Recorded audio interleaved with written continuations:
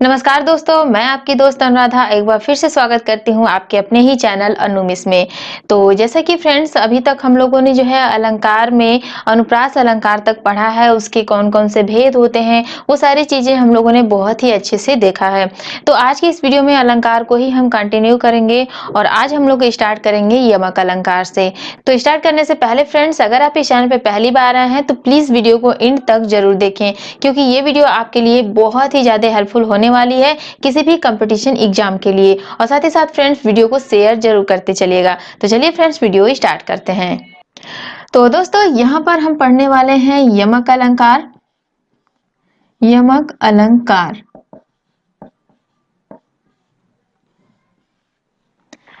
यमक अलंकार क्या होता है? तो यमक में आपका युग्म होता है। युग्म युग्म मतलब क्या होता है? जोड़ा। यानी कि यमक अलंकार में होता क्या है? तो यमक अलंकार में जोड़े की बात कही जाती है, यानी कि इसमें जो है युग्म की बात कही जाती है। अब जोड़ा किस चीज का? तो जोड़ा यहाँ पर शब्दों का जोड़ा होता है, और जो शब्दों का जोड़ा होता है वो कम से कम दो संख्या में होना चाहिए और सजातीय होना चाहिए, लेकिन उसका अर्थ जो है वो भिन्न भिन्न होना चाहिए। ये है हमारा यमक अलंकार। अब यमक अलंकार की अगर हम परिभाषा की बात करें, परिभाषा क्या होती है? तो जहां पर एक ही शब्द एक से अधिक बार आता है और उसका अर्थ भिन्न भिन्न होता है, अलग अलग होता है, वहां पर यमक अलंकार होता है।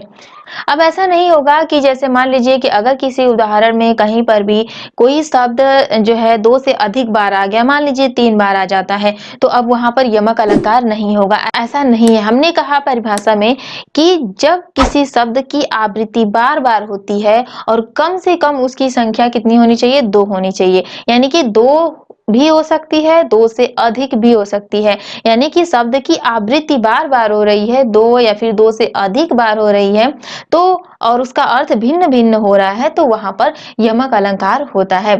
ये तो रही हमारी इसकी डिफिनीशन, जो कि यमक अलंकार क्या होता है ये हम लोगों ने जाना। अब हम लोग देखेंगे कि इसका उदाहरण क्या होता है। तो ये एक जो है सबसे फेमस उदाहरण जो कि हर स्टूडेंट के जुबान पे रहता है, वो है कनक कनकते सौगुनी मादकता अधिकार। तो यहाँ पर आप देखते हैं कि जो हमारा कनक कनक शब्द है ये 2 बार आया हुआ है, और हमने कहा कि जब किसी शब्द की आवृत्ति जो है 2 से अधिक बार होती है, मिनिमम 2 और 2 से अधिक भी हो सकती है। तो यहाँ आप देख रहे हैं कनक कनक जो शब्द है ये 2 बार आया है, और इसका जब हम अर्थ देखेंगे तो यहाँ पर इसका अर्थ जो है 2 होगा। पहले कनक का अर्थ हमारा होगा सोना, और दूसरे कनक का अर्थ होगा हमारा धतूरा, जो कि आप जानते हैं धतूरे के बारे में। धतूरा गांव में बहुत ज्यादा होता है। धतूरा जो गोल गोल सा होता है और उसके ऊपर कांटे कांटे से निकले होते हैं उसके फल में। तो ये जो धतूरा होता है, अगर धतूरा कोई इंसान खा लेता है तो वो पागल हो जाता है, बिल्कुल बौरा जाता है। जैसे कि आप जानते हैं कि कनक कनकते सौगरी मादकता अधिकार, या खाए बौराए जगवा पाए बौराए, ये पूरा है। तो वहीं पे अगर हम एक कनक की बात करें तो एक कनक का अर्थ हो जाता है सोना। मान लीजिए कि अगर कोई जा रहा है, राह चलते में जो है उसे कहीं रास्ते में पड़ा हुआ सोना मिल जाता है, और जब वो मान लीजिए उसे ढेर सारा कहीं सोना गिरा हुआ मिल जाता है, उसे पा लेता है बिना किसी मेहनत के ऐसे ही, तो सोना अगर पा लेता है तो उसे पाने की खुशी में इतना खुश हो जाता है कि वो उससे भी पागल हो सकता है। वैसे ही अगर कोई धतूरा खा लेता है तो वैसे ही वो भी जो है पागल हो जाता है। तो दोनों ही कनक शब्द जो है वो पागल होने की ओर जो है संकेत कर रहे हैं। तो यहाँ पर जो कनक है ये एक सोना है और एक कनक का अर्थ है धतूरा। तो ये जो हमारा उदाहरण है कनक कनकते सौगुनी, इसमें हमारा यमक अलंकार होगा। एक और उदाहरण देखते हैं इसके हम लोग। एक उदाहरण है जैसे काली घटा का घमंड घटा। अब यहाँ पर आप देख रहे हैं कि घटा और घटा एक ही शब्द है, और ये शब्द जो है 2 बार आया हुआ है। तो अब यहाँ पर इसका अर्थ अगर हम देखें, काली घटा का घमंड घटा, शब्द तो एक ही है जो कि 2 बार आया है, यानी कि शब्द की आवृत्ति हो रही है। अब यहाँ पर दोनों ही घटा का अर्थ जो है वो अलग अलग होगा। शब्द एक ही रहे लेकिन उसका अर्थ जो है अलग अलग हो और उसकी आवृत्ति हो। तो अब देखिए यहाँ पर ये जो पहला घटा है इसका अर्थ होता है बादलों का जमघट, यानी कि बादलों का जो है समूह। उसके बाद ये जो हमारा दूसरा घटा है, इसका अर्थ हो जाएगा यहाँ पर घटना से, कम होना से। तो अगर हम इसका अर्थ देखें, काली घटा का घमंड घटा, यानी कि जो काली घटा है, घटा मतलब बादलों का जो समूह है, जो बादल, काले बादल जो घिरे हुए हैं, उसका जो है घमंड घट गया। कहने का मतलब जो काले बादल घिरे हुए हैं उसका घमंड जो है घट गया है, यहाँ पर ये कहा गया है। यानी कि एक घटा का अर्थ होता है बादलों का घट, बादलों का जमघट, यानी कि बादलों का समूह, और एक घटा का अर्थ होता है घटना। तो यहाँ पर आप देख रहे हैं कि जो है घटा जो शब्द हमारा आया है, इसकी आवृत्ति हो रही है और इसका अर्थ जो है अलग अलग होता है। अब यहाँ पर मान लीजिए इसका अर्थ हमें नहीं पता है कि इस उदाहरण का अर्थ क्या होगा। बहुत सारे ऐसे स्टूडेंट हैं जो सोच रहे होंगे कि मान लीजिए कि हमें उदाहरण का अर्थ नहीं पता है कि उसका अर्थ क्या होगा, तो हम लोग कैसे जानेंगे कि इस उदाहरण में जो है यही अलंकार है। तो आप इतना तो पता कर ही लेंगे कि जैसे मान लीजिए कि घटा जो शब्द है ये 2 बार आए, इतना तो कंफर्म है।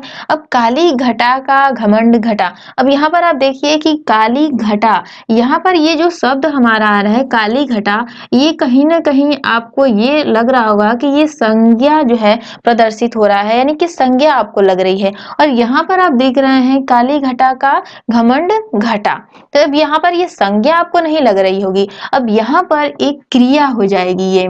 तो अब यहाँ पर आप देख लिए कि एक घटा जो है वो संज्ञा आ रही है और एक घटा क्रिया आ रही है, तो दोनों का अर्थ तो जाहिर सी बात है कि अलग अलग होगा ही। तो अब यहाँ पर जो है आपको बिल्कुल कॉन्फिडेंस के साथ आप कह सकते हैं कि इस उदाहरण में जो है हमारा यमक अलंकार होगा। अगर आपको इसका अर्थ नहीं भी पता है तो आप इसे बता सकते हैं कि इस उदाहरण में यमक अलंकार होगा। अब चलिए एक और उदाहरण देखते हैं। एक उदाहरण है, जेते तुम तारे तेते नभ में न तारे हैं। जेते तुम तारे तेते नभ में न तारे हैं। अब यहाँ पर देख रहे हैं कि तारे और तारे, यहाँ पर तारे जो शब्द है इसकी आवृत्ति हो रही है जो कि 2 बार आया हुआ है। अब यहाँ पर आप देखेंगे कि शब्द 2 बार आया हुआ है तो यहाँ पर अयमक अलंकार होगा।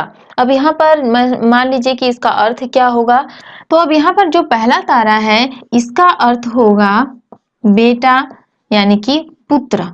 और ये जो दूसरा तारे है इसका अर्थ होगा जो कि आकाश में जो सितारे होते हैं, तारे, मान लीजिए सितारे। तो अब यहाँ पर देखिए इसका अर्थ होगा कि जेते तुम तारे तेते नभ में न तारे, यानी कि जितने तुम्हारे पुत्र हैं उतने नभ माने आकाश, उतने आकाश में सितारे यानी कि तारे नहीं है, यानी कि जितने तुम्हारे पुत्र हैं उतने आकाश में सितारे नहीं है। तो यहाँ पर कहने का मतलब ये है कि जो तारे हैं इसका 2 अर्थ है। पहले तारे का अर्थ है पुत्र और दूसरे तारे का अर्थ होता है तारे जो कि आकाश में टिमटिमाते हैं। तो इस तरीके से इस उदाहरण में भी जो है हमारा कौन सा अलंकार होगा, तो यमक अलंकार होगा। यहाँ पर जितने भी उदाहरण की हम बात कर रहे हैं ये उदाहरण जो है आपके एग्जाम में आए हुए हैं, तो आप इन्हें जो है थोड़ा सा ध्यान से देखिएगा कि कौन से उदाहरण में कौन सा अलंकार जो है आ रहा है। एक उदाहरण है, 3 बेर खाती थी वो 3 बेर खाती है। अब देखिए यहाँ पर 3 बेर जो शब्द है, 3 बेर और यहाँ पर भी 3 बेर, तो 3 बेर और 3 बेर ये जो हमारा वाक्यांश है, शब्द है, ये जो है रिपीट हो रहा है, इसकी आवृत्ति हो रही है। अब यहाँ पर एक चीज ध्यान दीजिएगा कि अभी हम लोगों ने जो जितने भी उदाहरण देखे उसमें एक एक शब्द की आवृत्ति हो रही थी, और यहाँ पर आप देख रहे होंगे कि 3 एक अलग शब्द है, बेर एक अलग शब्द है, तो यहाँ पर 2 शब्द मिलके जो है आवृत्ति कर रहा है, यानी कि 3 बेर और 3 बेर। ऐसे भी उदाहरण जो है आपको कंफ्यूज करने के लिए आ सकते हैं। तो देखिए अब यहाँ पर जो है इसका अर्थ होगा 3 बेर खाती थी वो 3 बेर खाती है। तो यहाँ पर जो 3 बेर है ये जो है समय को डिनोट करता है, यानी कि 3 टाइम, जैसे कि दिन भर में 3 टाइम, उसको जो है ये प्रदर्शित करता है। दूसरे 3 बेर का मतलब होता है ये फल को डिनोट करता है, यानी कि 3 फल अगर हम कहें तीन बेर, बेर जो कि एक फल है उसकी बात कही जा रही है, यानी कि तीन फल की बात कही जा रही है। तो एक तीन बेर का मतलब है समय और एक तीन बेर का मतलब है तीन। तो तीन बेर खाती थी यानी कि दिन भर में तीन टाइम खाती थी, वो तीन बेर खाती है यानी कि और जो है तीन फल खाती है, यानी कि तीन टाइम जो है वो तीन फल खाती है। तो इसका मतलब जो है ये हुआ। तो यहाँ पर जो भी है आपका यमक अलंकार हो जाएगा। और एक बात यहाँ पर नोट कर लीजिएगा आप लोग, नोट में ये है कि जैसे मान लीजिए कि ये जरूरी नहीं है कि जो शब्द है जितनी बार आता है उतना ही उसका अर्थ होना चाहिए। यानी कि कोई शब्द की आवृत्ति जो है दो बार हो रही है, यानी कोई शब्द दो बार आ रहा है तो उसका अर्थ जो है केवल दो बार ही होगा, तीन बार नहीं हो सकता है। कहने का मतलब ये है कि अगर कोई शब्द की आवृत्ति हो रही है तो उसका मिनिमम अर्थ जो है दो होना चाहिए और दो से अधिक भी उसका अर्थ हो सकता है। कहने का मतलब कि मान लीजिए कोई शब्द है, जैसे कनक कनक ले लेते हैं, तो कनक कनक दो बार आया है, तो ऐसा नहीं है कि यहाँ पर कनक कनक दो बार आया है तो इसका अर्थ भी केवल दो ही होगा, इसका अर्थ दो से अधिक भी हो सकता है। बहुत सारे ऐसे उदाहरण आपको मिल जाएंगे जहां पर शब्द जो है मान लीजिए दो रहेगा तीन रहेगा, लेकिन उसके अर्थ जो है चार पांच जो है आपको मिल जाएंगे। तो अब वहां पर आप कंफ्यूज ना होइएगा कि वहां पर यमक अलंकार नहीं होगा, वहां पर भी जो है आपका यमक अलंकार होगा। तो इसी के साथ फ्रेंड्स आज की इस वीडियो में बस इतना ही। अगर आपको वीडियो जरा भी पसंद आई हो, हेल्पफुल लगी हो, तो प्लीज फ्रेंड्स वीडियो को एक लाइक और शेयर जरूर कर देना। तो चलिए फ्रेंड्स मिलेंगे नेक्स्ट वीडियो में। Have a nice day and love you all.